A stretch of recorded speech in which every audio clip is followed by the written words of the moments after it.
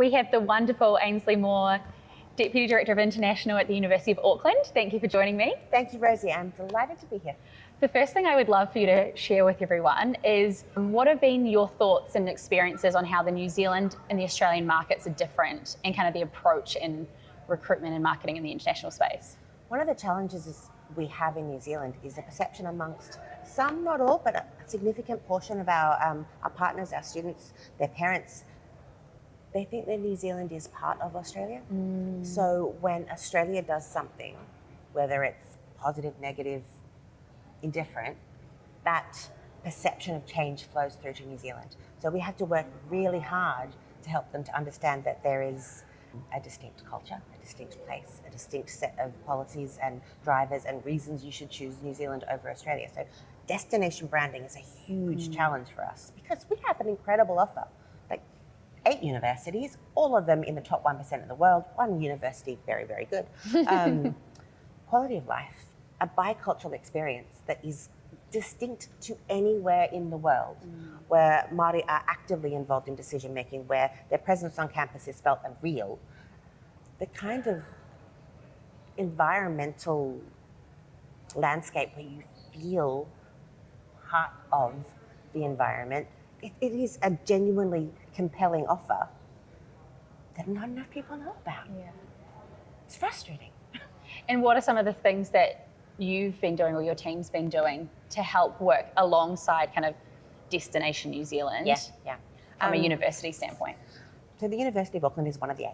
We have this initiative we called NZ Inc., which is where the different parts of bureaucracy collaborate with the parts of the education institutional landscape to work together to promote New Zealand as a brand, whether that's for education or wine sales or tourism. NZ Inc. is this recognition that we are better together and that actually we're too small to do it alone. And so Auckland leans into NZ Inc. We know that what is good for the University of Auckland is good for New Zealand. What is good for New Zealand is good for the University of Auckland. So we work together. But also, we're working quite hard to demonstrate the return on investment, to show these are students who have chosen to come to the University of Auckland.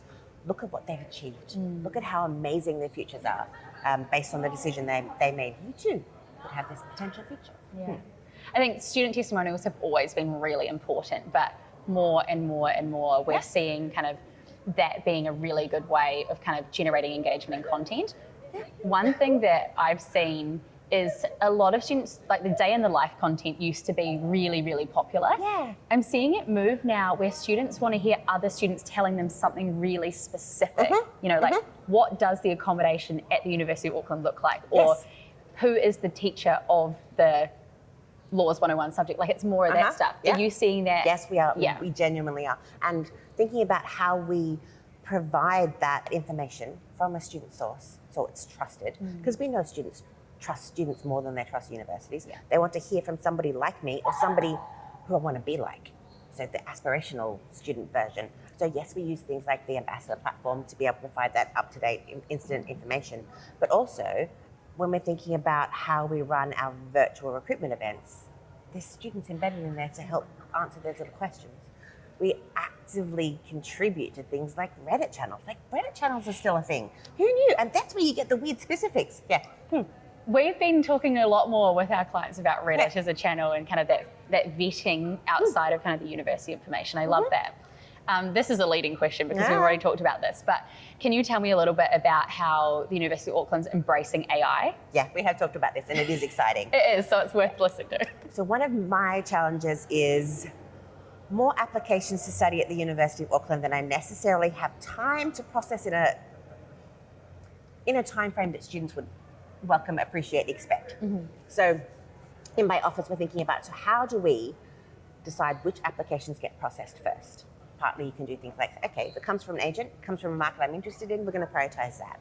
And that's what we've been doing. But we haven't actually been making much ground in getting through that pile in a way that makes me feel like we're delivering on student expectations. So what we've done is lean into AI. We had our planning office partner with the brilliant computer engineers in our both faculty and final year courses to develop sort of an algorithm, but more than an algorithm, a machine learning opportunity where we plug in 33-ish different indices that are tagged about what a student application looks like. So student has come from this market with an agent, has an IELTS score of Y, wants to study engineering, and looks eligible for a scholarship.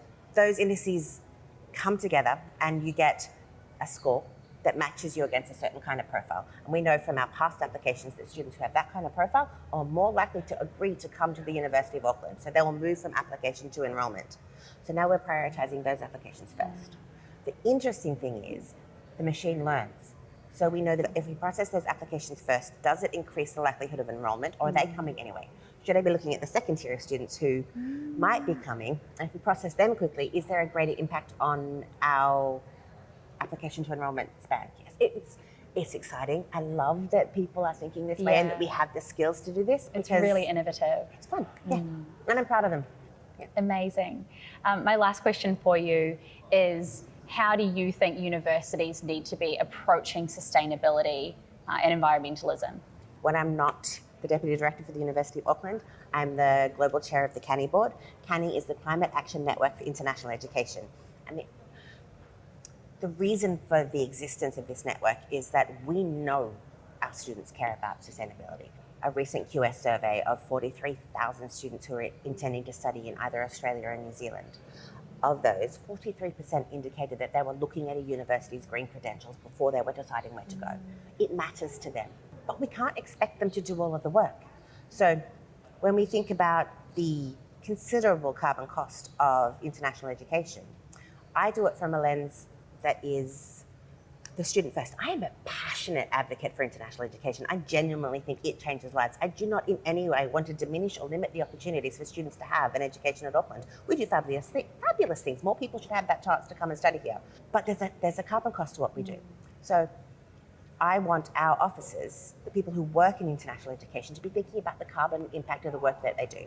So if in the context of marketing, it is, well, do you really need to print that? Actually, you don't need to print that. We know how many people are throwing tons of paper away at the end of every student fair. Stop it. You don't need to do it. Also, you don't need to carry it. You don't need to ship it. Do you have to fly? Because 3 islands deep in the South Pacific, everything is a long-haul flight. Do you have to fly for that conference? For that student fair, for that event? Do you have to fly for every event? Could you potentially attend virtually half of the time? Because we know student connection is important. From my view, I have tripled the size of our offshore staff, partly in response to COVID, but we continue to do it because it reduces the carbon footprint of our recruiting. I can have a staff member based in Mumbai who can travel around India rather than I can have staff in Auckland who have to travel to India and then travel around India. It reduces the footprint. So just being cognizant of the sustainability impact of the work we do and not expecting that the climate scientists will fix this, but actually each of us can take action. One of the things that we hear about from staff is climate anxiety. They're concerned that this thing is so big and so scary and what I can do. What can I do? And it feels so small in this situation. But what the research tells us is that doing something, however small, will make you feel better about it. So come, join my network. Join CANI. Little plug. Yeah. I'll add it into the link of this video as well, so people have got it there. Thank you so much for sharing all of those amazing insights. Really appreciate you joining us, Ainsley. It was lovely, Rosie. Thank you for the opportunity.